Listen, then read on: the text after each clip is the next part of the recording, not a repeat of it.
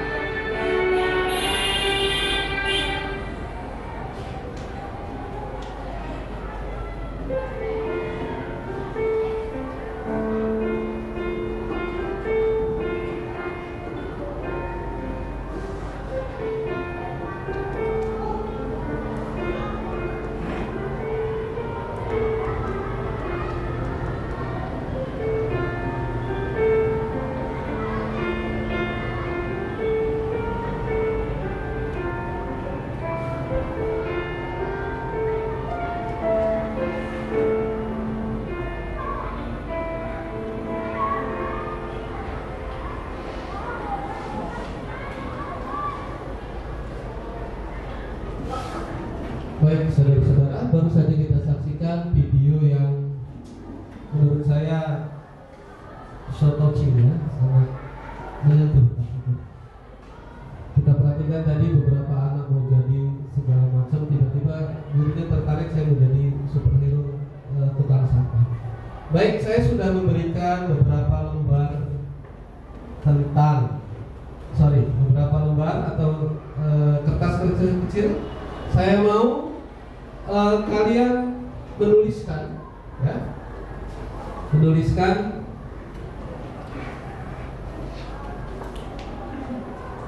perasaan apa sih setelah saudara-saudara tadi melihat video barusan, ya?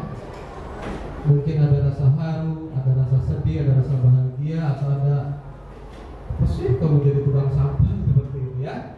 Disilakan. Setelah selesai, saya mau saudara-saudara menempelkan kelompok 1 di sini, ya, apapun itu. Kelompok 2 nanti di sini, beda sendiri nih, ya. Kelompok 3 nanti di tempat yang disediakan di sini. Disilakan.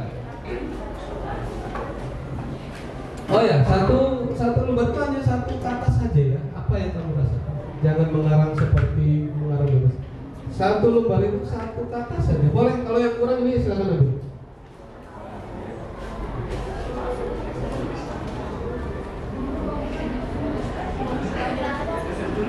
Iya, tulis saja. Ada kan enggak? Ada kan. Satu kata saja. Ya. Silakan. Enggak ada pena? Itu bidon. Oh iya. Ini biasanya memang kalau mahasiswa cowok ini nggak pernah ada pena ya. Kalau lulus saja gitu kan. Ya, kembali silakan tulis. Apa saja perasaan kamu setelah melihat tayangan tadi. Yang selesai silakan langsung tempel.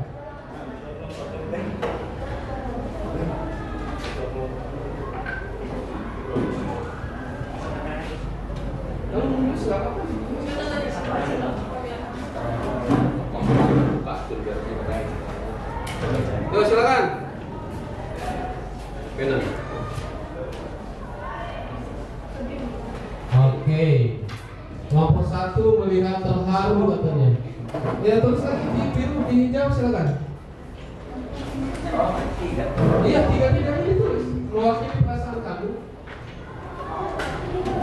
Atau bingung gitu ya, karena pas menyaksikan video tidur ternyata gitu. Oke, dari kelompok 2, contekan gak dia terharu, berarti punya perasaan yang sama. Oke, tulis lagi silakan. Iya boleh lah, 2 atau 3 kata nggak apa-apa.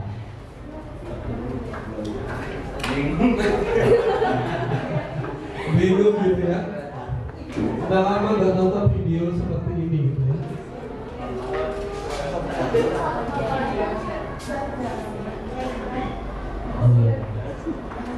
Speechless gitu. Iya betul. Oke, saudara Dimas sudah tulis mas, tempel mas.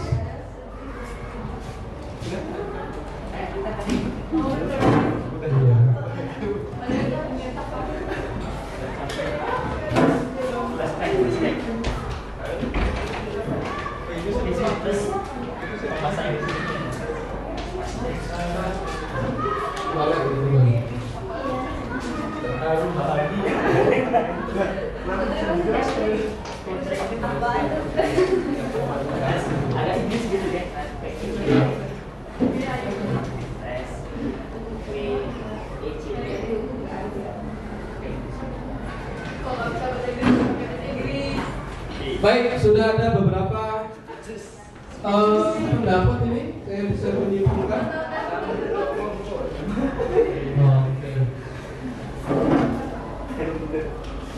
Nah, dari kelompok 1 ataupun ada 3 tempat di sini, sebagian ada yang bilang terharu. Ya,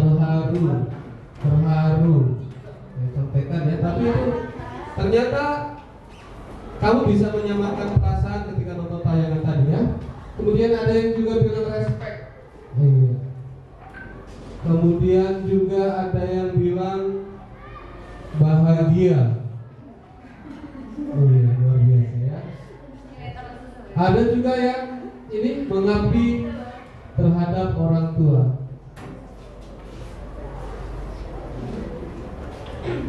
Iya, percaya diri, bangga dan tidak malu. Ya, benar adanya. Baik, saya perlu pendapat satu saja tentang tayangan yang barusan ditayangkan. Oke, kita lihat ya. Ya, menurut pendapat Saudari Putri, apa sih video itu yang bisa kita simpulkan sekarang? Menurut saya dari video yang sudah kita lihat bersama-sama, di situ ada seorang anak yang mempunyai ibu yang berprofesi sebagai tukang sampah. Nah, di situ anak itu tidak malu karena ibunya berprofesi seperti tersebut. Bahkan dia malah setelah pulang sekolah itu membantu pekerjaan ibunya agar mereka itu pulang bersama-sama. Terima kasih. Tepuk mantap. Mantap. Mantap coy. Bisa? Ayo coba tepuk mantap. Coba mantap coy sambil merem ya. Ulang. Tepuk mantap.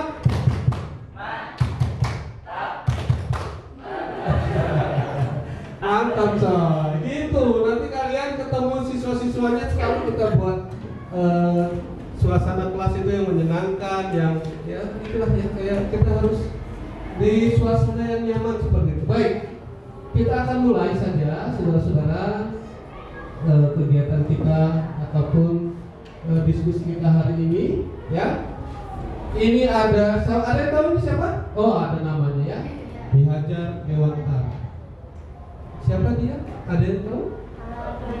Pahlawan pendidikan. Apalagi? Dia juga pernah menjadi Menteri Pendidikan ya. Kemudian Dihajar Dewantara menurut sejarahnya itu karena terlalu vokal oleh Belanda, dibuang, diasingkan di Belanda. Tetapi jiwa berontaknya di Belanda malah nambah luar biasa hingga dia jadi wartawan seperti itu ya, yang selalu membuat tulisan-tulisan yang selalu menyentil tanda kutip penjajahan ataupun pemerintahan Belanda yang ada di Indonesia. Kata Merdeka Belajar menurut KHD adalah maksud pengajaran pendidikan yang berguna untuk kehidupan bersama adalah memerdekakan manusia sebagai anggota persatuan. Ya, ini hal yang luar biasa. Maksud pengajaran dan pendidikan yang berguna untuk kehidupan bersama adalah memerdekakan manusia. Ya, itu yang dimaksud sekarang ini merdeka belajar. Seperti itu. Kita harus memerdekakan murid-murid kita dulu, ya. Tidak dengan sesuatu yang mencekam dalam kelas, sesuatu yang begitu ganti pelajaran mati gue. Ada seperti itu ya, ada murid kita ya, begitu ganti jam pelajaran, ya ampun, ya Allah, nah gitu. Itu hal-hal yang tidak memerdekakan anak-anak kita, murid-murid kita. Hal yang kita nanti adalah begitu ganti jam pelajaran yes, pelajaran bahasa Inggris Mr. Jun. Itu yang selalu kita idam-idamkan dalam kelas. Jadi anak tuh merindukan kita, bukan kita menyiksa anak dalam pembelajaran seperti itu. Merdeka belajar. Ya. Nah, merdeka belajar juga konsep pendidikan menurut KHD didasarkan pada azas kemerdekaan.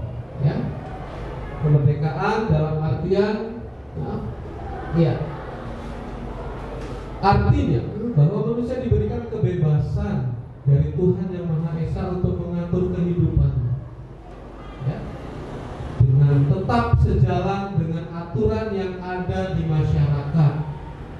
Maka dari hal itu diharapkan seorang peserta didik harus memiliki jiwa apa? Ya, dalam artian merdeka secara lahir dan batin serta tenaga. Jiwa yang merdeka sangat diperlukan sepanjang zaman. Ingat, diperlukan sepanjang zaman. Ya, agar bangsa Indonesia tidak didikte oleh negara lain seperti itu. Itu menurut konsepnya KHD ataupun Ki Hajar Dewantara. Ya. Nah, kita ke tujuan pendidikan dulu sekarang. Ya, nggak apa-apa, nggak dicatat, nanti akan saya share filenya ke kalian semua. Bahwa SMPI, ya, Standar Nasional Pendidikan Indonesia, mengamanatkan bahwa pendidikan haruslah merupakan usaha sadar. Nah, ini usaha sadar ini, ya, usaha sadar dan terencana untuk mewujudkan suasana belajar dan proses pembelajaran agar peserta didik secara aktif mengembangkan potensinya, dirinya untuk memiliki kekuatan spiritual keagamaan, pengendalian diri, kepribadian, kecerdasan, akhlak mulia, dan keterampilan yang diperlukan dirinya serta masyarakat. Kita sebenarnya sebagai pendidik. Nah, ini yang disampaikan oleh Diane Gosen tahun 98. Ya, Gosen ini nama dia, bukan Maxim atau apa. Nah, Gosen menyimpulkan bahwa ada 5 posisi kontrol kita sebagai guru, ya, yang diterapkan oleh seorang guru, orang tua ataupun atasan. Ya, konteksnya kita dalam dunia pendidikan, jadi di sini guru. Ya, kelima posisi kontrol tersebut adalah guru sebagai penghukum, guru sebagai pembuat rasa bersalah, guru sebagai teman, guru sebagai pemantau, atau sebagai manajer. Kita akan diskusikan kembali 5 posisi yang kalau kalian salah satu atau beberapa sudah menjadi guru, saya ada di posisi mana nih gitu ya? Apakah saya sebagai penghukum yang betul-betul push up, yang betul-betul lari keliling lapangan, yang betul-betul angkat kaki, dan seterusnya? Kita lihat sama-sama. Iya, kita lihat dulu sebagai penghukum, ya, bahwa seorang penghukum bisa menggunakan hukuman fisik maupun verbal. Ya, ternyata verbal itu juga menjadi penghukum. Ya, alangkah sedih kita ketika, ya mungkin dalam benak kita juga guru-guru kita zaman dulu seperti itu kan, nggak hafal kali-kalian tangannya, silakan tangannya dia siapkan rotan seperti itu ya. Tapi itu menjadi ingatan yang luar biasa, Pak. Ya bolehlah kalau hasilnya, tapi kan kita ini kan juga bahwa itu akan menjadi sejarah, ya, sejarah anak tersebut, sejarah anak tersebut, bahwa saya pernah dihukum, dan itu biasanya seumur hidup ya. Orang-orang yang menjalankan posisi penghukum senantiasa mengatakan bahwa sekolah memerlukan sistem ataupun alat yang dapat lebih menekan murid-murid lebih dalam lagi. Pokoknya terkesan gurunya killer kalau kita dulu ya. Guru-guru yang menempatkan posisi penghukum akan berkata, patuhi aturan saya atau awas. Nah, ya, itu tipe-tipe.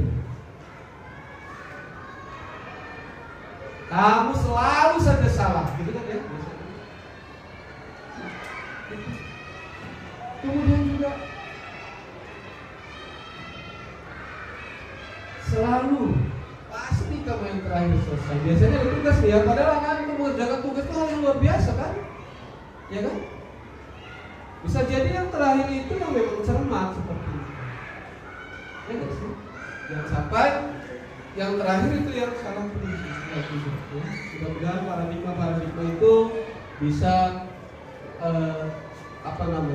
bisa mengubah image kita lah ya.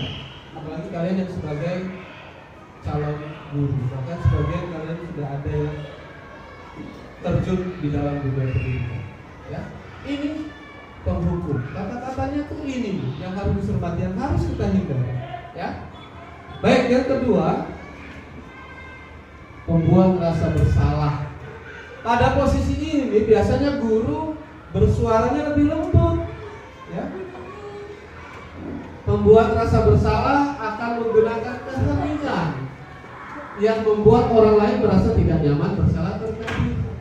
Ditarik siswanya ke dalam suatu ruangan, misalnya ruang BK, ya misalnya nih. Ya. Itu cara kita berita benar ya. Kata-kata yang keluar dengan lembut gitu ya. Ini sangat kecewa sekali dengan kamu. Itu jelek itu di hati, walaupun hanya berdua saja. Menurut kita udah benar kan? Menurut kita udah benar gitu. Ternyata ini juga membuat rasa bersalah anak. Atau selanjutnya, berapa kali Bapak harus memberitahu kamu ya, memberitahu kamu ya. Itu juga ternyata kembali waktu saya pertama ngajar di sini, saudara-saudara, semua 5 ini pernah saya terapkan. Kalau awal saya sebagai penghukum, benar, ya. Pokoknya anak-anak itu terekam kalau nggak mengerjakan PR dengan Mr. John push up. 1 soal 1 kali push up seperti itu, ya. Kembali ke sini. Gimana coba kalau orang tua kamu tahu kamu berbuat begini? Itu perasaan kita kan udah benar ya. Ternyata jelek juga, ya. Ternyata di siswa itu membekas, ya. Jadi ada rasa bersalah seperti itu. Dan aktor pembuat rasa bersalah itu kita sebagai guru. Luar biasa. Luar biasa. Ya, itu hal yang enggak. Ternyata saya selama ini salah, gitu ya. Artinya saya berdiri di sini bukan berarti saya paling benar. Saya sudah melakukan, bukan juga menguji coba, tapi melakukan semua seperti ini. Dan ternyata memang ada di pembuat rasa bersalah. Ya. Nah, di posisi ini murid akan memiliki penilaian diri yang buruk tentang dirinya. Ya. Murid merasa tidak berharga, telah mengecewakan orang-orang yang disayanginya. Itu beban. Itu beban siswa, beban murid. Ya. Dan setelah ini kita merasa menang seperti itu ya. Guru merasa menang seperti itu. Dan itu di posisi yang benar-benar siswa nggak nyaman. Baik. Selanjutnya, posisi teman. Saya sampaikan di awalnya, posisi teman juga ada hal yang tidak baiknya. Gitu. Kita lihat penjelasan ya. Nah, pada posisi teman, guru tidak akan menyakiti murid, ya. Namun akan tetap berupaya mengontrol murid melalui persuasi pendekatan, ya. Posisi teman pada guru bisa negatif ataupun positif. Lagi bisa negatif ataupun positif. Positif di sini berupa hubungan baik, ya. Tentu saja kita hubungan baik dengan murid kita akan terjalin antara guru dan murid. Posisi guru, jadi posisi teman ini menggunakan hubungan baik dan humor untuk mempengaruhi seseorang. Ini posisi positif, ya. Kembali saya pernah guru sebagai teman. Mister masuk kelas ini kenapa? Lucu, ya. Ini ternyata ada positif, ada negatif. Kita lihat bawahnya. Hal negatif dari posisi teman adalah bila suatu saat guru tersebut tidak membantu, maka murid merasa dikecewakan, ya. Dan tidak mau lagi berusaha. Ini yang bahaya, ya. Kembali saya belajar bahasa Inggris. Sir, ini artinya apa? Membantu itu artinya apa? Help. Begitu saya, sir, menolong itu apa? Cari sendiri, itu akan kecewa siswa. Kenapa? Karena menganggap kita sebagai teman kok gitu ya. Nah itu juga hal negatif, ya. Dan nggak mau berusaha biasanya murid kita. Biasa nanya guru dilayani sebagai teman, nanya guru dilayani. Ternyata ketika dia tidak kita menolak misalnya, dia akan kecewa. Tidak bisa membantu, murid akan merasa kecewa, ya. Dan tidak mau berusaha. Hal lain yang mungkin timbul adalah murid hanya akan bertindak untuk guru tertentu, ya, dan tidak untuk guru lainnya. Ini dia, ya. Murid akan tergantung pada guru tersebut. Ya, terkadang kita pribadi pun ada suatu kebanggaan ketika muridnya dekat sama kita anggap sebagai teman. Ya. Satu sisi guru yang lain tidak punya perasaan seperti itu. Terkadang kita bangga ya. Anak sama saya tuh ada tuh nurut tuh gitu kan. Kok sama guru yang lain enggak ya? Itu harusnya jadi PR, bukan jadi hal yang kita bangga. Ya. Nah, posisi ketiga adalah sebagai teman. Gurunya humble gitu kan, tapi itu beberapa siswa saja. Ini yang hal yang negatif ya. Dan yang agak fatal menurut saya, tidak untuk guru lainnya gitu. Ya. Tidak untuk guru lainnya. Kalau dulu kita terkenal ada guru yang pilih bulu. Tapi sekarang dengan adanya teman ini, kalau kita berlebihan, muridnya yang pilih bulu. Ya. Guru A nyaman, guru B tidak nyaman, itu hal negatif. Ya. Yang terjadi apa? Saat pelajaran yang guru yang tidak dianggap sebagai teman, dia merasa tidak nyaman di kelas tersebut. Gitu loh. Baik, selanjutnya adalah pada posisi ini ya, kita sebagai guru biasanya bilang gini nih, ayo bantulah ya, demi Bapak ya. Kan seperti itu. Kita memotivasinya sebagai teman kan gitu kan. Ayo, ingat enggak bantuan Bapak selama ini. Nah, ya. Murid, siswa merasa enggak seperti apa gitu ya. Ya sudah, kali ini tidak apa-apa, nanti ibu bantu bereskan. Nah, misal ya, kelas acak-acakan nih, gurunya beresin gitu kan, karena muridnya merasa dia teman gitu kan, ya. Nah itu juga menjadi hal yang kurang baik kalau menurut saya. Itu untuk posisi sebagai teman, ya. Selanjutnya apa sih? Ya. Guru sebagai pemantau. Saudara-saudaraku yang saya banggakan, memantau berarti mengawasi. Ya. Pada saat kita mengawasi, kita bertanggung jawab atas perilaku orang-orang yang kita awasi. Ya. Posisi pemantau berdasarkan pada peraturan-peraturan dan konsekuensi. Ya. Peraturan, konsekuensi. Kalau di sekolah kami juga ada buku kesepakatan. Ya. Buku kesepakatan siswa dan sekolah. Itu berupa buku bobot kalau anak-anak nyebutnya yang lalu. Ketika anak-anak ada prestasi di sekolah ini akan dikasih reward, ya, berupa poin reward. Tapi ketika anak-anak kayak di awal tadi melanggar kesepakatan dan keyakinan sekolah, akan dikasih juga punishment. Ya, kita ada tata tertib ataupun kesepakatan siswa yang diketahui oleh orang tua serta sekolah. Seorang pemantau sangat mengandalkan perhitungan, catatan, dan data, ya, yang digunakan sebagai bukti atas perilaku seseorang. Posisi ini menggunakan stiker, slip catatan, daftar cek, ya, dan lain-lain. Yang itu tipe pemantau. Nanti kita akan lihat juga videonya. Nah, pertanyaan yang diajukan seorang guru yang tipenya pemantau adalah peraturannya apa?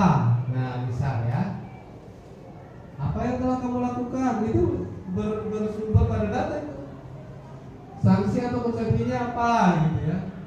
Kalau teman kami lihat buku kesepakatan kamu apa? Nah, itu tipe pemantau. Ya. Buku-buku peraturan, tertib. Biasanya yang jurusan matematika yang suka seperti itu ya. Biasanya. Karena matematika selalu berbicara tentang data, statistik mungkin dan sebagainya ya. Baik, kita lanjut yang ke-5 sekarang. Manajer ya. Di mana manajer berbuat sesuatu bersama dengan murid. Bersama dengan murid. Mempersilahkan murid mempertanggungjawabkan perilakunya, mendukung murid agar dapat menemukan solusi ya ketika ada masalah. Seorang manajer telah memiliki keterampilan di posisi teman maupun pemantau. Nah, ini idealnya kita sebagai guru ya. Jadi dia punya keterampilan di posisi teman maupun pemantau yang akhirnya dia bisa memanage ya, memanage siswanya. Di manajer, murid diajar untuk menganalisis kebutuhannya si murid itu ya, dan kebutuhan orang lain. Ya. Di sini penekanannya bukan pada kemampuan membuat konsekuensi, namun dapat berkolaborasi dengan murid bagaimana memperbaiki kesalahannya. Ya, topnya itu, peaknya itu, puncaknya itu, idealnya ya guru adalah seorang manajer. Nah, seorang manajer biasanya apa yang kita yakini? Kembali ke keyakinan kelas ya. Saudara-saudara yang saya banggakan, sekarang ketika kita atau seorang guru masuk kelas harus ada keyakinan kelas dulu, kesepakatan kelas dulu ya. Nanti di diskusi yang lain kita akan coba juga diskusikan di lain waktu kesepakatan kelas itu seperti apa ya. Keyakinan kelas itu seperti apa? Siapa yang buat keyakinan kelas? Ada yang tahu? Iya, murid dan guru. Kalau peraturan itu guru saja kan? Kalau keyakinan kelas bersama-sama, kesepakatan anggota kelas. Ya, itu hal yang luar biasa. Pak, keyakinan kelas itu bisa dirubah nggak setiap minggu? Silakan. Begitu masuk disiapkan, anak-anak masih ingat keyakinan kelas kita? Ada yang mau dirubah? Tawarkan ke siswa. Ya. Ada hal yang luar biasa tuh kawan ngajar maksudnya. Keyakinan kelasnya tidak boleh korupsi, kata si anak, kata si murid. Korupsi apa ini nak? Korupsi waktu mis, luar biasa. Ya, itu. Oke, kita sepakat. Itu keyakinan kelas harus dibuat, ya, agar suasana kelasnya itu benar-benar, iya yakin kita bisa mendapatkan goalnya, tujuan kitanya, gitu ya. Harus ada keyakinan-keyakinan dan yang harus diingat keyakinan kelas itu bisa dirubah, ya, saudara-saudara. Baik. Kembali saya ulang ini ya, apakah kamu meyakininya? Gitu ya. Ini keyakinan kelas semua nih. Jika kamu meyakini, apa kamu bersedia memperbaikinya? Gitu kan? Ini hal yang luar biasa. Ini guru-guru yang luar biasa. Ya. Kembali harapan kami yang sudah sudah dikatakan senior ke junior ya. Harapan saya saudara-saudara ini bisa menerapkan ini semua di dalam pembelajaran. Ya. Jika kamu memperbaiki ini, hal ini menunjukkan apa tentang kamu. Kita umpan balik ke muridnya, jangan kita ceramah terus kan. Siswanya ngasih pendapat, kamu diam. Anak kecil aja bisa benar, nggak boleh, ya. Jadi itu tidak baik bagi kita seorang guru. Tapi keyakinan kelas itu adalah bagaimana si anak mengungkapkan isi hatinya, maunya saya seperti ini, gitu ya. Are you sure? Kata kita, kamu yakin, gitu ya. Jika kamu perbaikan ini menunjukkan apa sih kamu ini, gitu ya. Jadi ada apa?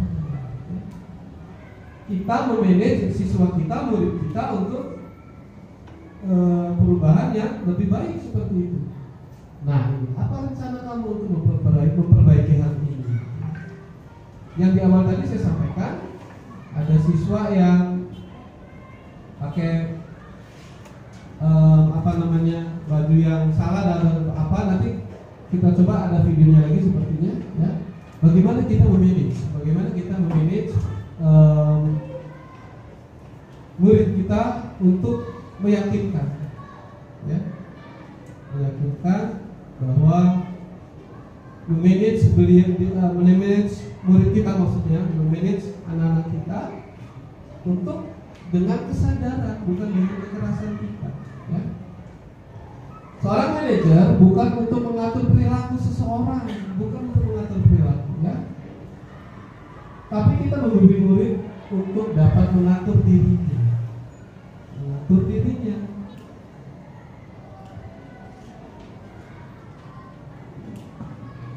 Seorang manajer bukan memisahkan murid dari kelompoknya, tetapi mengembalikan murid tersebut ke kelompoknya dengan yang lebih baik dan kuat, ya. Jangan sampai siswa kita salah, suruh maju depan kelas, ya nggak sih? Luar biasa. Bagaimana mungkin murid kita kembali ke kelompoknya kalau di depan kelas sudah jelas-jelas, ya? Itu paradigma lama yang harus kita tinggalkan, ya. Nah, ketika muridnya yang salah tadi itu kembali ke kelompoknya, dia akan lebih strong, lebih kuat gitu. Atau mungkin dia menjadi tutor sebaya istilahnya, yang menjelaskan ke kawannya, ini salah, kamu harus dan seterusnya, ya. Itulah tugas kita sebagai guru, ya, posisi kontrol kita sebagai guru.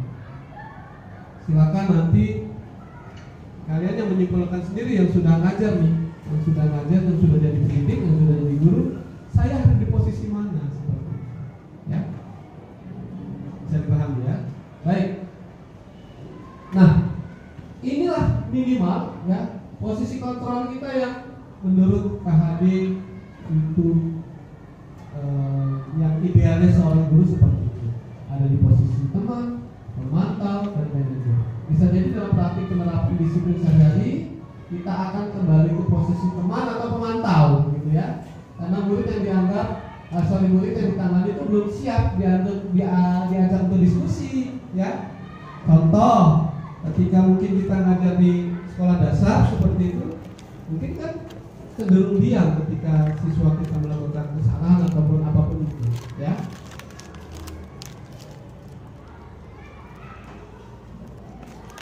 Diundang melakukan restitusi. Restitusi itu apa? Nanti ada di diskusi kita selanjutnya kalau ini ya lain waktu, ya. Karena sekarang waktu terbatas. Namun perlu disadari tujuan akhir dari 5 posisi kontrol seorang guru adalah pencapaian di posisi manajer. The top of control itu adanya di posisi sebagai manajer, ya. Dimana posisi inilah murid dapat menjadi pribadi yang mandiri, merdeka, dan bertanggung jawab segala perilaku dan sikapnya yang pada akhirnya dapat menciptakan lingkungannya positif, nyaman, dan aman. Seperti itu, ya. Jadi saudara-saudara, bahwa idealnya seorang guru adalah ada di posisi sebagai manajer. Bagaimana kita memanage kelas, memanage siswa, memanage murid untuk, ya kita ketika murid salah, bagaimana dengan cara kita memanage dia kembali ke kelompok ataupun lingkungannya dengan rasa nyaman, ya nggak sih? Iya, ya. Baik.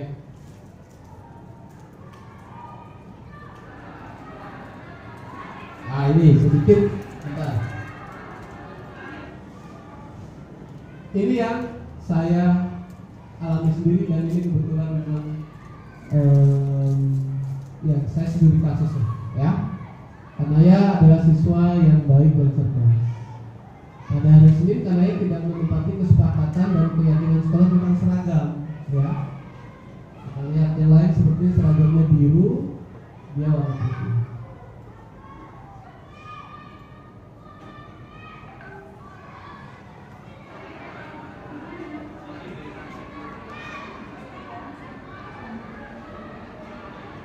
Nah, apa yang sebaiknya kita lakukan, ya? Kita lihat.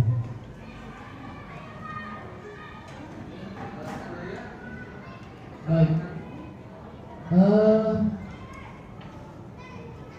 Guru menstabilkan identitasnya, ya, memvalidasi tindakan serta menanyakan keyakinannya, ya.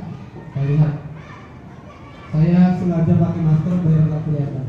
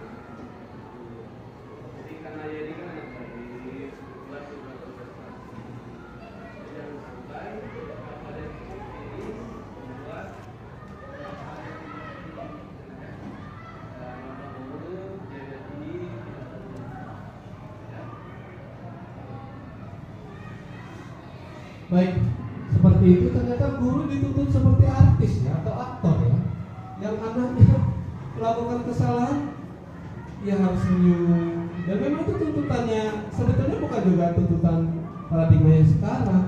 Tuntutan ini memang sejak zamannya Ki Dewantara sudah ada ya. Kenapa guru-guru emosional dan lain-lain itu nanti kalian seiring waktu berjalan bisa menjawab sendiri ya. Padahal dulu belum ada yang minjem duit di bank misalnya kan, atau gurunya ibu-ibu deket pasar mikirin shopping itu nggak ada ya. Apa itu? Ya silakan analisa sendiri. Seiring waktu berjalan kalian akan bisa menyimpulkan, oh tipe guru ini karena dia gini dan seterusnya ya. Tapi kembali saya sampaikan, murid-murid kita tidak peduli kita lagi marah dengan istri atau dengan suami kita, ya kan?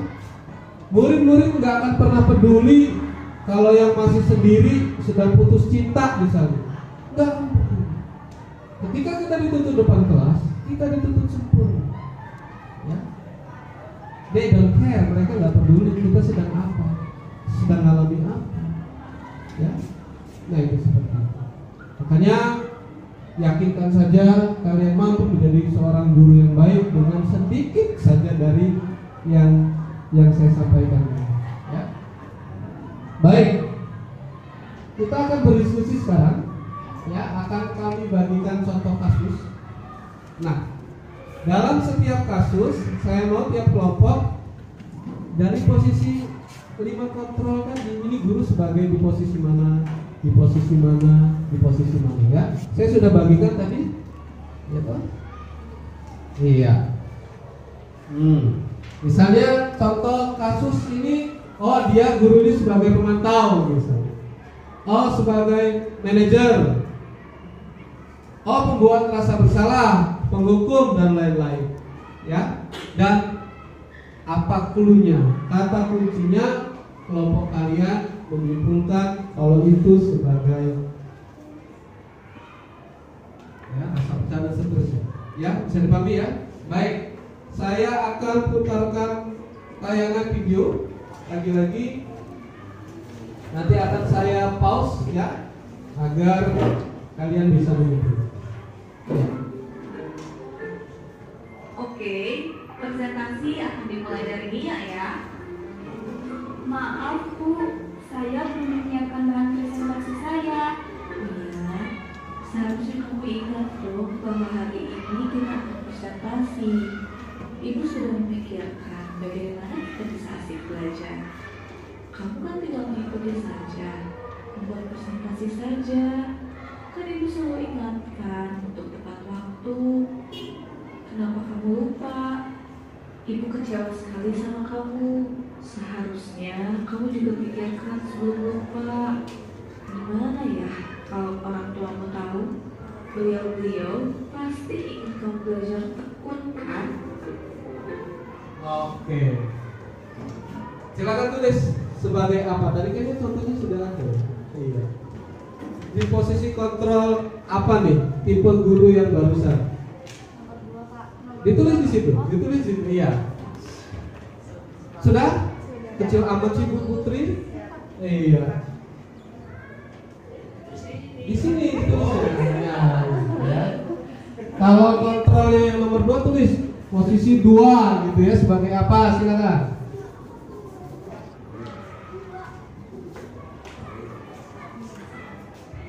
Kelompok 3 dulu seperti yang sudah siap. Silakan coba.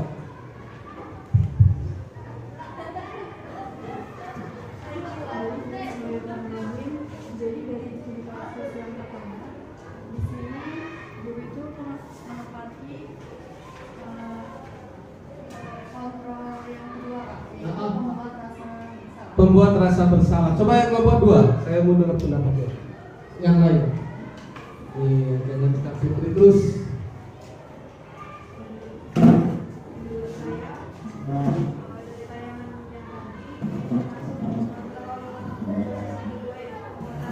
Membuat rasa bersalah. Aku mau minta pendapat dari kelompok 1 dulu.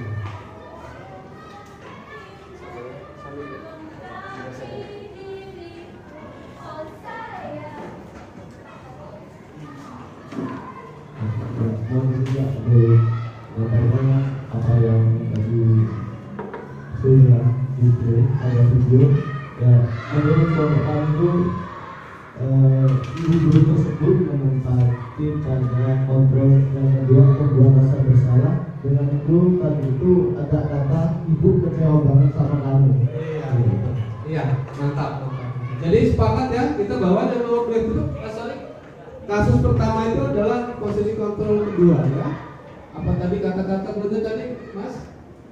Ibu kecewa banget. Ibu kecewa banget.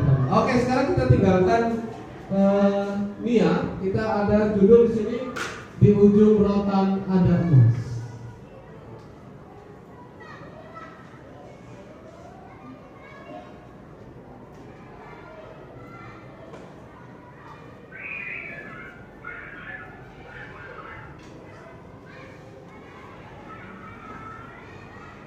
Katakan pada kamu, kalau tidak mau belajar, tidak usah ganggu teman yang lain.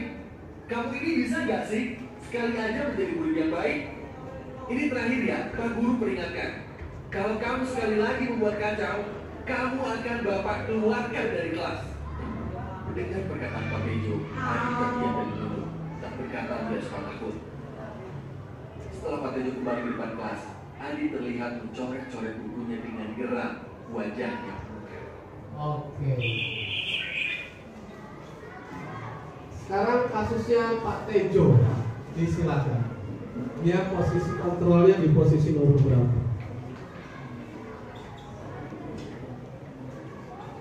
Kelompok 2 posisi apa? Oh, kelompok 3 ya sudah. Oke, coba input di Oke. Ada yang lain ngasih pendapat selain ini? Iyalah kamu. Memakai mic atau enggak? Nah, coba, kakak.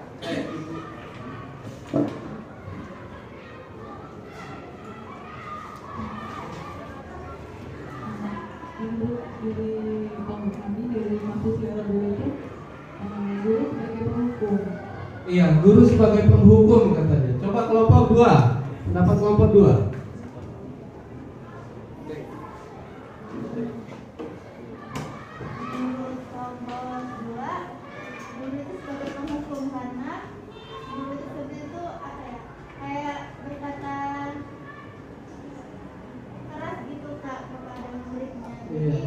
Muridnya tersebut merasa bersalah banget, makanya dia geram Sampai dengan kata-kata apa tadi?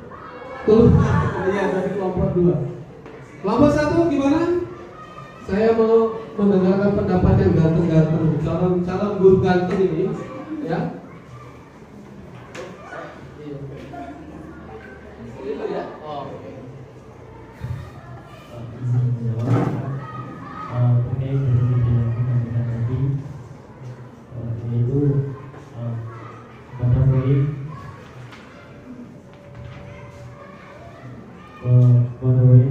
pertama, yaitu pada intinya nanti bapak akan mengeluarkan kamu dari sekolah, yaitu mengeluarkan kamu dari kelas. Jadi itu terkait video tadi, yaitu tergolong pada seorang guru sebagai penghukum. Oke. Baik, semua sepakat ya diskusi kita bahwa contoh kasus kedua ini adalah sebagai penghukum, ya. Memang digambarkan serem sih ya, pembisa itu saya jenggotannya teduh gitu ya. Iya. Baik, kita lanjut. Kasus ketiga. Dan gerak wajahnya.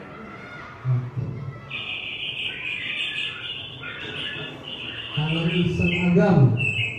Adam, ini kecewa sekali. Ini kan tanaman sudah kita siram dan rawat bersama-sama. Kenapa kamu cabut? Teman-teman sudah susah-susah membawa botol. Kita menanam dari dia masih bibit kecil sekali. Sekarang kamu cabut begitu saja. Ibu sedih sekali. Oke. Silakan coba contohnya agam. Oke, kelompok 3 sudah.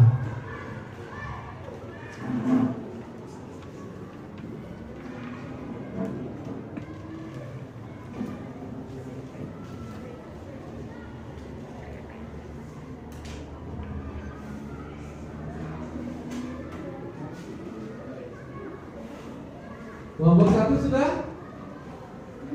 Calon guru yang ganteng-ganteng? Iya. Itu guru tuh harus ganteng, harus cantik loh ya, biar anaknya menarik untuk belajar dan kita. Baik, coba kita angkat semuanya. Kelompok 3, guru sebagai pembuat rasa bersalah. Pembuat rasa bersalah dari kelompok 3, kelompok 2 maksud saya. Sebagai pembuat rasa bersalah. Ada cluenya tadi pembuat rasa bersalah itu apa? Iya, ibu kecewa sekali, ibu sedih sekali ya.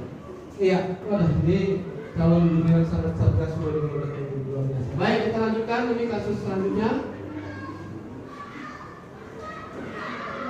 Bagus sih Pak, kamu berbaris tertib dan bukunya bersih. Kamu bisa dapat 3 bintang. Kenzi, bagaimana peraturan mengenai kebersihan buku? Harus standar bagus ya Butian. Lalu bagaimana dengan buku Kenzi? Kotor Butian. Benar. Sekarang Kenzi pergi ke papan bintang dan ambil 2 bintang Kenzi. Simpan di meja ibu. Itu ada kasus Kenzi yang kukunya panjang, jadi bintang perhargaannya dikurangi. Nah, sekarang di mana itu? Di posisi mana? Seperti ini. Ya. Sebetulnya udah mulai harus ini.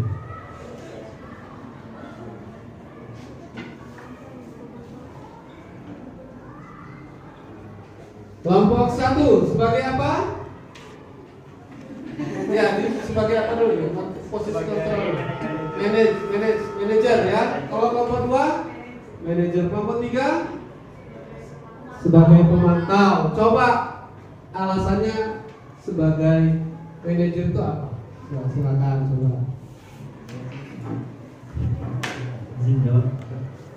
Mama saya jawab sebagai manajer. Nah, tadi itu pada video tersebut yaitu memaparkan yaitu tentang bagaimana seorang siswa itu menawarkan diri. Nah, kemudian ada apes yang diberikan dari seorang guru yaitu memberikan berita pada yang disampaikan tersebut. Oke, terima kasih. Iya, kelompok 2 sekarang. Menurut kelompok 2 nih, kasusnya Kenzi itu kita gurunya sebagai apa? Di ini ya, posisi kontrolnya sebagai apa? Intinya terkait kasus di studi kasus di video yang sudah dipaparin tadi, kelompok kami menyepakati itu dalam konteks manajer, karena seperti yang dipaparin itu kan si guru tadi lagi memeriksa buku murid, yang mana sebelum daripada pemeriksaan itu ada kesepakatan yang sebelumnya dilakukan antara murid dan guru, yang mana setiap sebelum masuk ke kelas itu murid dan guru itu harus memeriksa buku si murid itu tadi. Nah, itu yang yang menjadi konteks sebagai manajer. Oke, mantap. Kelompok 3. Jadi kelompok kita tadi menjawab tentang jadi tugas guru ini sebagai pemantau. Karena tadi dikasih clue-nya, gurunya ngasih pertanyaan meyakinkan. Lalu bagaimana dengan buku Kenzi? Jadi itu kan kayak memastikan, meyakinkan buku kamu gimana keadaannya gitu. Terus waktu keadaannya kotor, jadi gurunya ngasih pengurangan pada bintang yang ada di papannya Kenzi. Itu nggak yang kita atur. Oke, mantap. Tepuk mantap. Baik, saya sependapat dan setuju dengan yang disampaikan oleh kelompok 3 sebagai pemantau. Kenapa? Ya benar yang disampaikan oleh saudari Sekar tadi, bahwa ternyata di posisi pemantau itu ada yang disampaikan si Sekar tadi ya. Baik, ini sudah mulai dinamikanya udah mulai capek. Kita lanjut sekarang di posisi ataupun kasus yang selanjutnya. Kenapa terlambat? Maaf Pak, tadi telat bangun. Kamu ini dari malam tidur jam berapa? Jam 12 Pak. Ngapain aja kamu sampai 12? Udah, besok jangan diulangi lagi ya. Janji kan? Sekarang dulu urusan. Nanti dia bawa coba bantu biar kamu bisa masuk kelas. Siap Pak, terima kasih.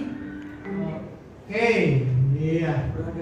Sebagai apa nih posisi Pak Guru tadi?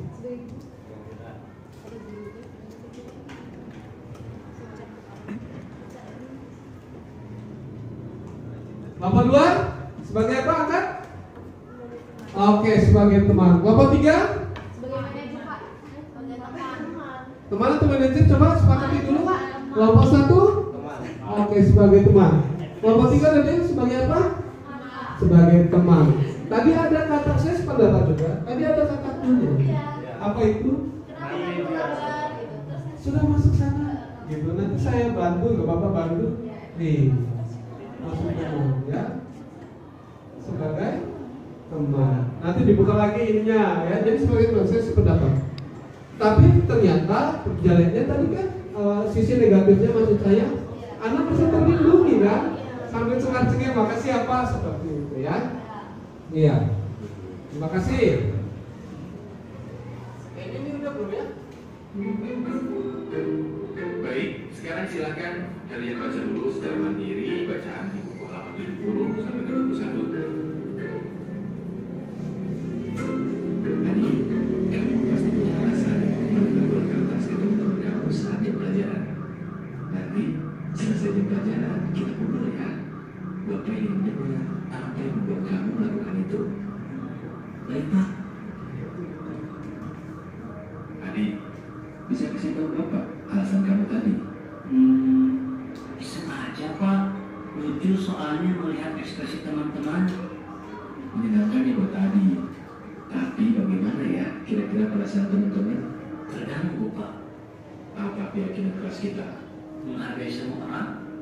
Apakah Adi sudah terlihat seperti itu? Bagaimana agar Adi bisa terlihat seperti itu? Minta maaf kepada teman dan Bapak. Lalu saya juga akan berhenti mengganggu teman saat jam pelajaran Pak. Apakah Adi punya solusi lain untuk bisa mendapatkan kesenangan namun tetap menghargai orang lain? Bermain bersama teman saat jam istirahat atau jeda antara pelajaran. Kalau Bapak mengadakan bermain peran lagi seperti semester kemarin, bagaimana Pak? Seru sekali waktu itu. Baik, Bapak hargai usaha Adi untuk memperbaiki diri. Terima kasih juga sarannya ya Adi. Bapak akan coba pertimbangkan.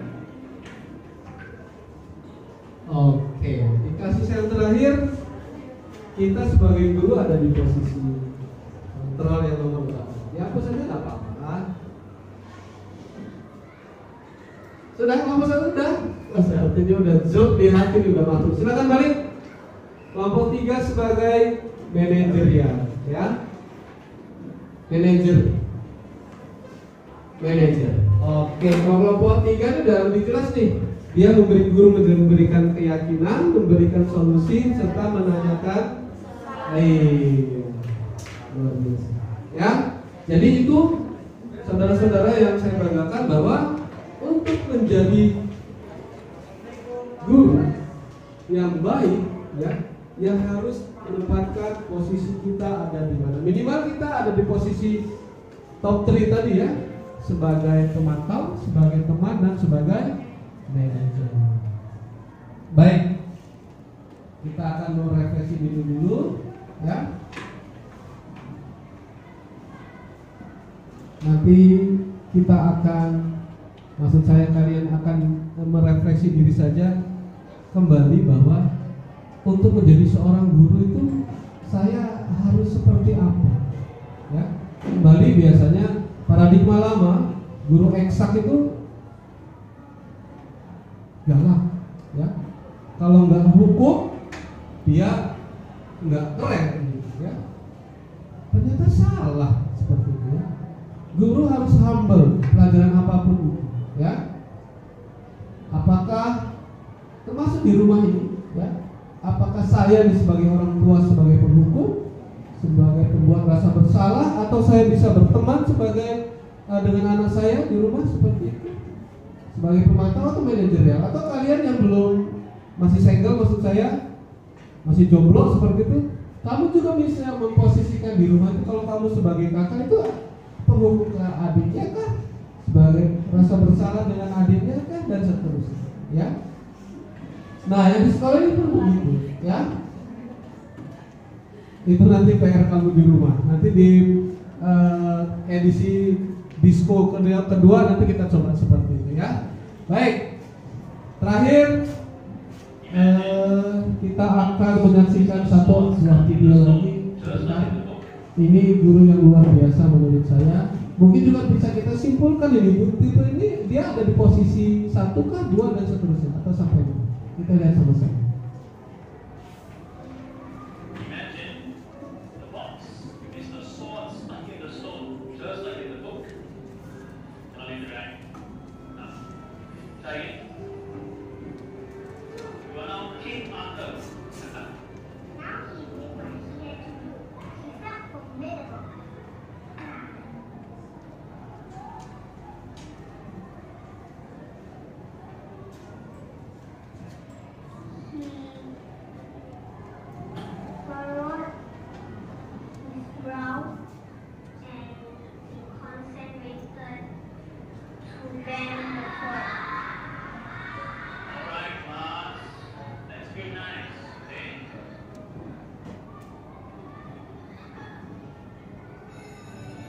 Here I have a fork, and I'm going to do some magic with it. Who wants to be my volunteer? Come on, come. I'm going to place this fork into this empty bag right here, right? I want you to focus your mind on the fork inside there. And it. I'm very good. It's done. Look.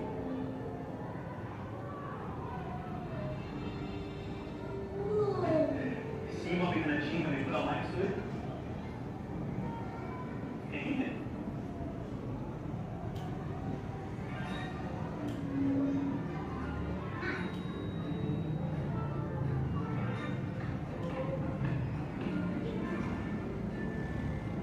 Yeah, man.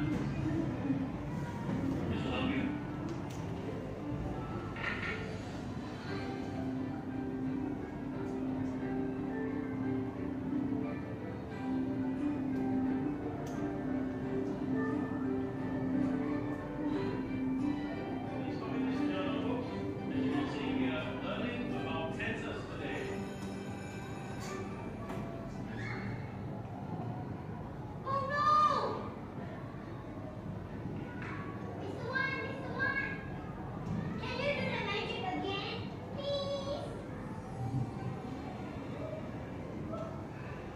It wasn't me, man.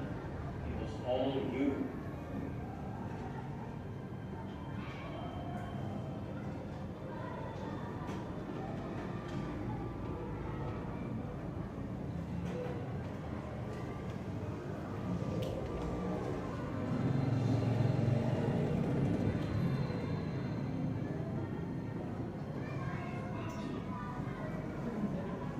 It was amazing to see how far he had come. He wondered if he had been born along by euphoria or by magic. But it was neither. It was him taking one step and then another and still another. And all these were infinitely better than magic.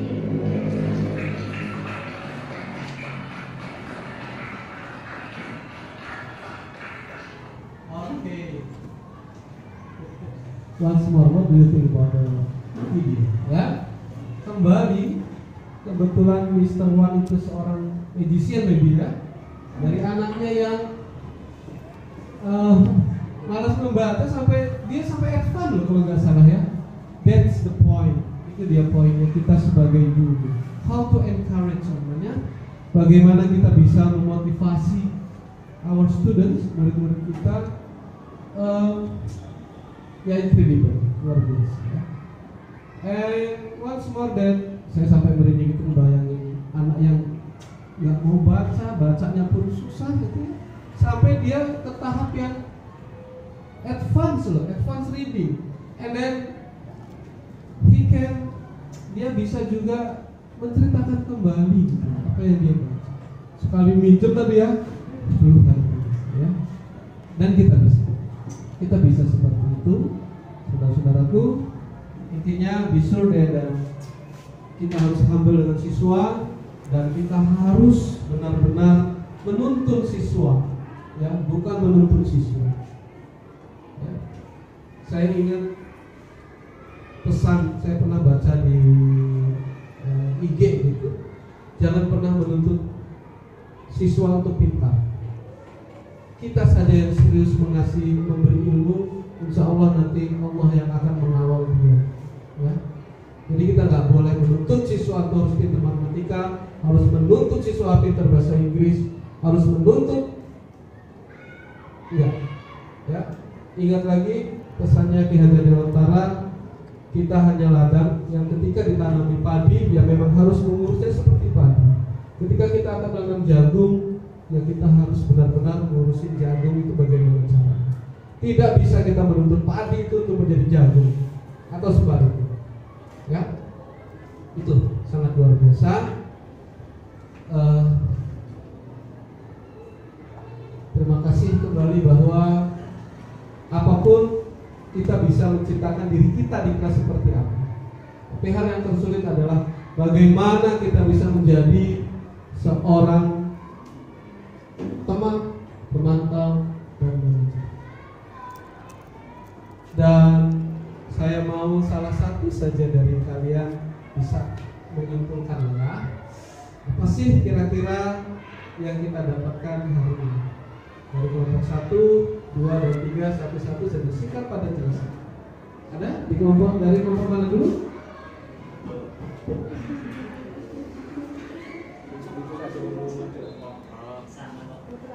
Ini kayaknya sepertinya dulu ya.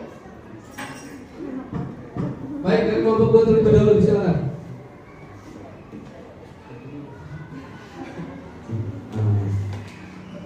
Jadi nyimpulin dari semua ini ya, yang terkait apa tadi video awalnya dari Bapak ini, yang mana si peserta didik yang berperan sebagai anak daripada ibu yang berprofesi sebagai apa, tukang sabut tadi ya. Jadi peserta didik ini tahu mana yang seharusnya dia prioritaskan di samping untuk mengenyam pendidikan itu tadi. Bahkan pasca dia selesai sekolah, dia langsung bergegas untuk menemui sang ibunya untuk membantu ibunya itu tadi, karena yang dia tahu ibunya itu mengalami cedera gitu. Di samping itu juga nilai lebihnya adalah sebagai pendidik itu tadi, si ibu guru itu tadi, dia nanya ke temannya karena si siapa tadi namanya? Iya, saya itu tadi udah pulang dari sekolah padahal belum pada waktunya. Nah, dan guru itu juga menerapin apa? Nggak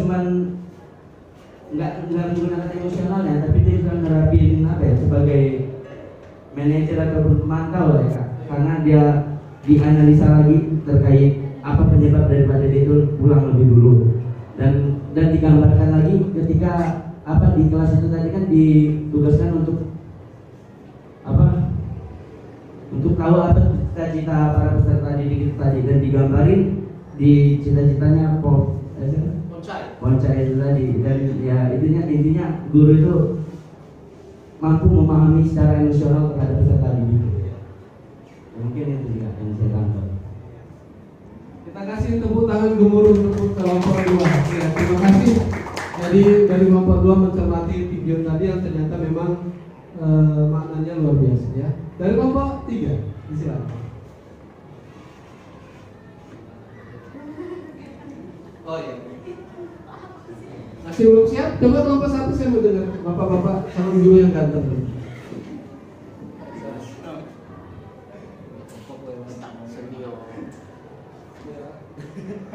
Ayo silakan. Baik, dari yang saya dapat dari rangkaian tadi, saya singkat saja, seorang guru itu harus bisa menempatkan posisinya. Seperti dalam kontrol ada 4, ada 5 gitu kan. Ada yang pertama ada penghukum, yang kedua pembuat rasa bersalah, yang ketiga teman, dan keempat pemantau, dan kelima manajer. Nah, dari kelima kontrol ini terdapat 3 menurut saya yang lebih baik untuk dilaksanakan sebagai seorang guru, yaitu teman, pemantau, dan manajer. Karena yang pertama dari rangkaian video tadi, kita itu harus memantau murid atau siswa latar belakang dia itu bagaimana gitu, sebelum kita bisa memahami. Nah, setelah kita mampu memantau dan mengerti latar belakang dari seorang siswa, kita tuh akan berusaha mendekatkan diri sebagai teman. Setelah kita menjadi teman tuh udah enjoy ketika ngobrol atau bagaimana, jadi kita mampu untuk memanage dia agar berusaha menjadi yang lebih baik lagi. Mungkin itu saja. Terima kasih. Luar biasa ini, saya yakin ini calon guru-guru cerdas semua. Terima kasih. Terakhir dari kelompok 3. Bismillahirrahmanirrahim. Jadi dari pembahasan ini, dari video yang pertama ya Pak, itu bisa kita ambil kesimpulan bahwa menjadi orang baik itu tidak harus merendahkan orang lain. Kemudian untuk yang kontrol tadi, kita sebagai guru harus bisa menjadi teman, kemudian manajer, dan sebagai pemantau. Maksudnya di sini, jadi guru itu harus bisa mengontrol emosi dalam keadaan apapun. Jadi kita harus bisa membedakan, atau maksudnya menjadi guru profesional.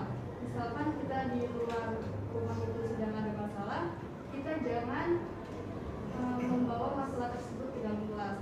Jadi ketika kita menjadi seorang guru, kita harus menjadi teman. Menjadi teman itu bisa juga sebagai teman itu bisa berdiskusi, kemudian tidak berdiskusi saja, namun kita memberikan solusi dan kita tuh memantau apa kesalahannya dan kita berusaha untuk bersama-sama untuk memperbaikinya. Terima kasih. Terima kasih. Saya bangun sadar diri dan bersemangat. Oke. Saya bangun sadar diri dan bersemangat. Saya bangun sadar diri, saya bangun sadar diri dan bersemangat. Baik, terakhir dari saya, lagu itu sederhana tapi kalian harus bangun, harus sadar diri dan harus bersemangat untuk menciptakan generasi penerus yang lebih baik dari generasi kita. Terima kasih. Assalamualaikum warahmatullahi wabarakatuh.